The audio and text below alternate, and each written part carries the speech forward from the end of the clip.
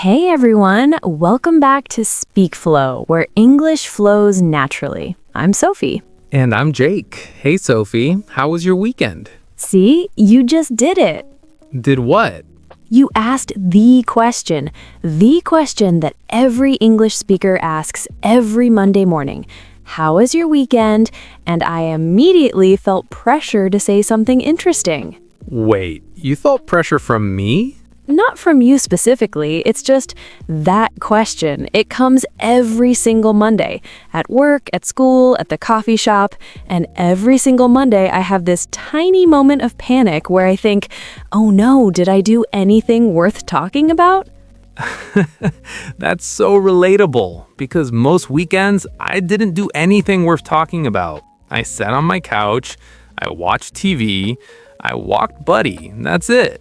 But you can't just say that, right? You have to make it sound like a weekend. Make it sound like a weekend. Yes, that's exactly it. There's this unwritten rule that weekends are supposed to be fun and exciting and full of activities. And when someone asks, how was your weekend? You feel like you need to perform, like you need to present evidence that you lived your best life. When in reality, you ate cereal at 2 p.m. in your underwear while watching a documentary about sharks. That's very specific, Jake. Was that your weekend? That was this weekend. The shark documentary was actually really good, though. And that is exactly what we're talking about today. How to talk about your weekend in English. Not the textbook version, the real version. What people actually say, how they make boring weekends sound okay, and why how was your weekend is secretly one of the most stressful questions in English. And if you're new here, welcome. Subscribe if you like what you hear, and a like helps us reach more people. Okay, so let's start with what actually happens on Monday morning, because I think a lot of English learners prepare for this question by memorizing sentences like, on Saturday, I went to the park. On Sunday, I visited my grandmother. And that's fine, grammatically correct, but that's not how people actually answer. How do people actually answer? Well, most of the time, it was good. That's it. How was your weekend? It was good. And then you move on. That's the whole interaction? Like 70% of the time, yeah. Especially at work. Your coworker asks while making coffee, you say, good, you? And they say, yeah, not bad. And that's it. Nobody actually wants a detailed report. So, how was your weekend is not really a question. It is a question, but it's also a greeting. Like, how are you? You don't actually explain how you are. You just say, good. How was your weekend works the same way. Sometimes it's a real question. Sometimes it's just a way to say, hey, it's Monday. Let's ease into this. Okay, but sometimes people do want to know. Like, if a friend asks, they probably actually want details. Right, and that's where the skill is. Knowing when it was good is enough, and when you need to say more. With your boss in the elevator, it was great, thanks. With your close friend at lunch, oh my God, let me tell you what happened. Two completely different responses to the same question. And this is something that textbooks don't teach you, the social rules of the question, not just the grammar. Okay, so let's say someone actually wants to know, like a friend or a coworker you're friendly with. How do you describe a weekend that was nothing special? This is the art, honestly, because most weekends are nothing special. You stayed home, you cleaned, you watched something, you slept in. And you need to somehow make that sound like a response and not a confession of laziness. A confession of laziness. So what people do is they pick one thing and make it the headline, even if the one thing was small. Like, I tried this new coffee place near my apartment. That was probably 15 minutes of your weekend. The other 47 hours were couch and Netflix. But that coffee place becomes the story. Oh, I do this. Someone asks me how my weekend was and I say, pretty chill. I took Buddy to this new trail we found. And that walk was maybe 40 minutes, but it sounds like I had a whole outdoor adventure. Exactly. You're not lying. You did take Buddy to a trail. You're just curating, choosing the most interesting 15 minutes of your weekend and presenting that. Weekend curation. We all do it. We all do it. And this is actually a useful skill in English because it teaches you to tell a small story. I went to this new place. It was really nice. The coffee was amazing. That's a micro story, 3 short sentences, and it works. What about when your weekend was genuinely boring? Like you literally did nothing, not even a coffee place. Then you lean into it. Honestly, I did absolutely nothing and it was amazing. That's a completely valid answer. Because here's the secret, a lot of people are jealous of the person who did nothing. They'll say, "Oh, that sounds so nice. I wish I could do that." Because everyone is tired and the idea of doing nothing sounds like luxury. That's so true. When someone says, I just stayed home and relaxed, I always think, that sounds perfect. So don't feel embarrassed about boring weekends. Frame them as intentional rest. I had a really lazy weekend. I just recharged. I stayed in and binge watched a show. All of these sound like choices, not like you had nothing to do. Binge watch, that's a useful one. It means you watched a lot of episodes of one show in a row. I binge watched this new crime series sounds way better than I watched TV for 8 hours. Same activity, different framing. Completely.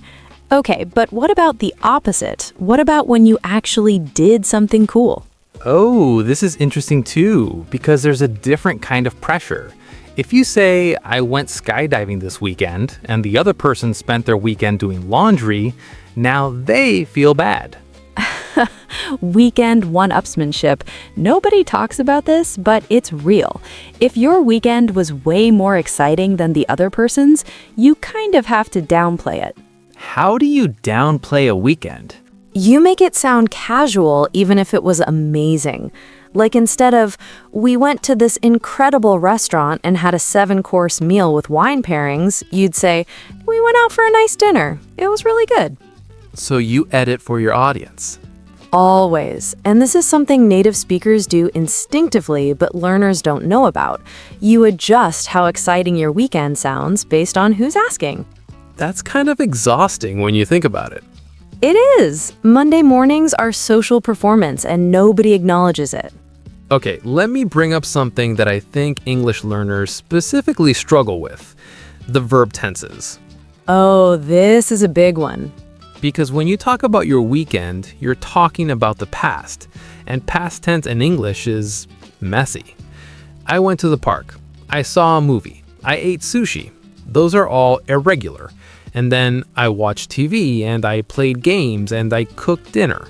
Those are regular with ed. And you have to mix them all together in real time. And the thing is, in a casual conversation, people don't even think about tenses. They just talk.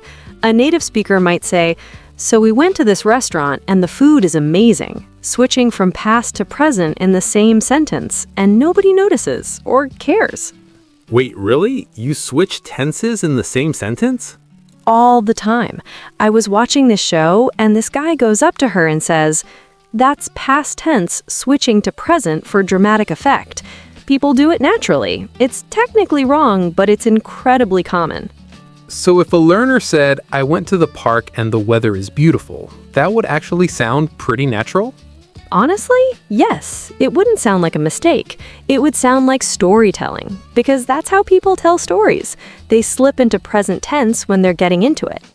That's actually really liberating, because people spend so much time worrying about, did I use the right tense?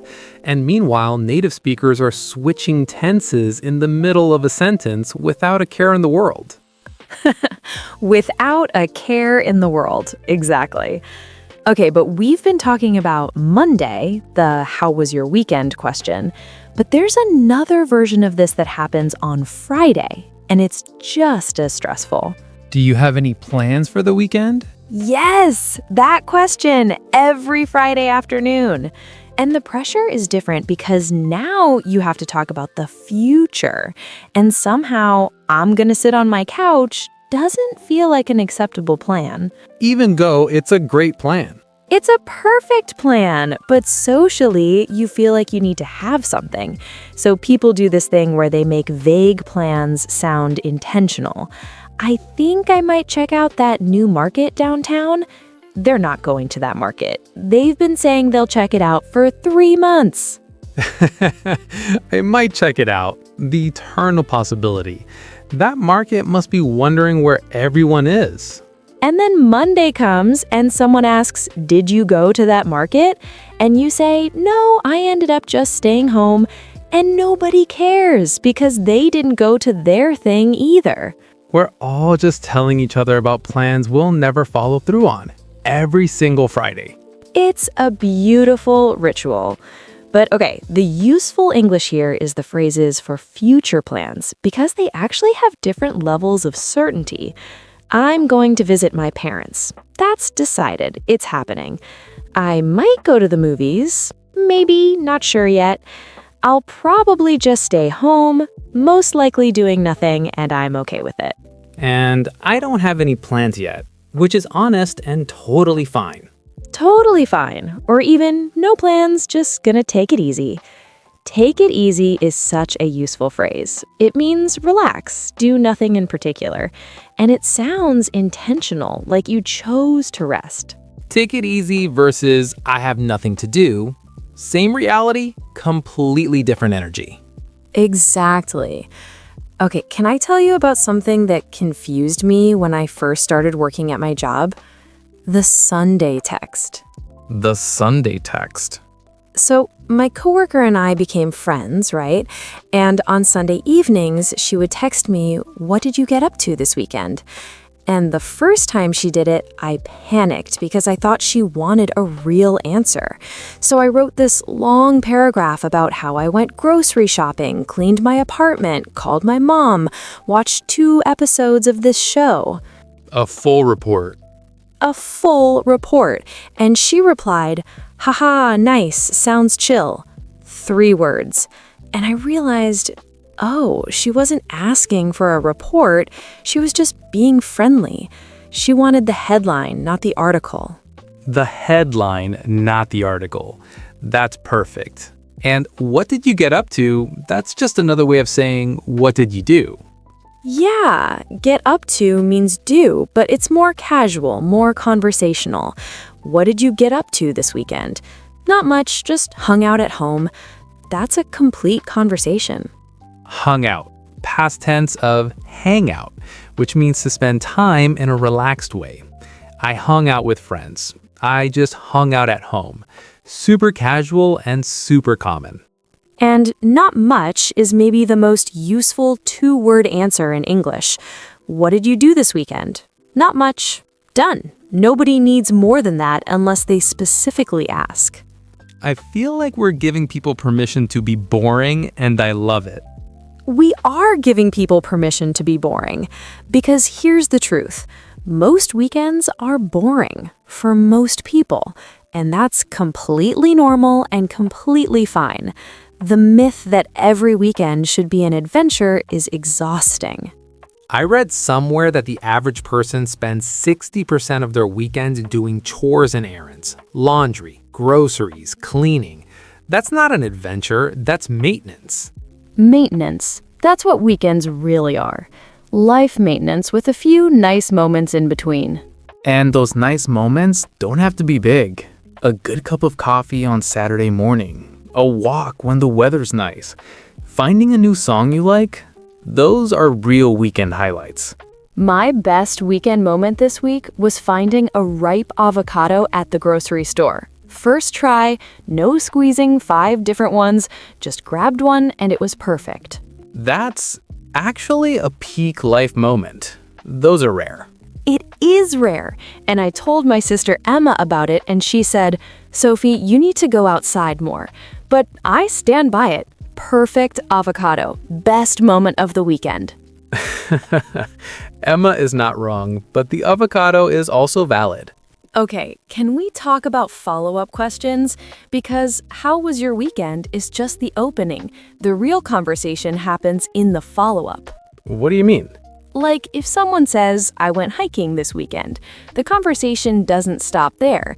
You ask, oh nice, where did you go? Or who did you go with? Or how was the weather? These follow-ups are what keep the conversation alive. And they're easy questions. Where, who, how, basic words. Exactly. And here's a tip. If you're not sure what to ask, just react first and then ask something simple. Oh, that sounds fun. Where was it? The reaction buys you time to think of a question. The reaction, then question combo. We talked about this in another episode, reactions being the soundtrack of conversation. Yeah, and here it's specifically useful because Monday morning conversations are usually short. You don't need to have a deep discussion. You just need to show interest, ask one follow-up, and that's a complete interaction. That sounds fun. Where did you go? And then the other person tells you and you say, oh, nice, and the conversation is done. That's like 30 seconds total. And that's enough. That's a successful Monday morning interaction. You didn't need advanced vocabulary. You didn't need complex grammar. You needed a reaction and a follow-up question. Okay, but what about when someone asks you a follow-up question that you weren't expecting? Like you say, I went to the beach, and they say, oh, which beach? And you have to remember the name and explain where it is, and suddenly you're in a real conversation when you were expecting the 2-second version. The conversation that accidentally goes deeper than you planned. And your brain is like, I only prepared I went to the beach. I did not prepare a full beach report. This happens to everyone, and the solution is you don't need a full report. You can say, this little beach about an hour from the city. I forget the name, actually. That's completely natural. You don't have to know every detail. I forget or I can't remember the name are real things that real people say. I forget the name. Yeah, I say that all the time, even when I know the name, because sometimes it's just easier. Strategic forgetting. That's an advanced social skill. Level 99 communication. And honestly, the whole "how was your weekend" interaction is like a social warm-up. It's not a test. Nobody is grading your response. Nobody is keeping score of how interesting your weekends are. It's just two humans saying, hey, I acknowledge that you exist and had a life outside of this office. I acknowledge that you exist. That's beautiful and also kind of sad. Welcome to Monday. All right, everyone. Thank you so much for being here today. Subscribe if you're new. We really appreciate it. And a like helps other people find us. Share this with someone who panics every Monday morning when a coworker asks about their weekend. Tell them it's okay. It was good is a complete answer. All right, Sophie, comment time.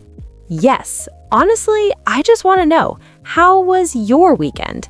Tell us in the comments and be real about it. Not the curated version, the actual version. I watched TV in my pajamas until 3 p.m. Perfect. I ate cereal for dinner. Love it. I forgot to do laundry and wore the same shirt twice. Respect.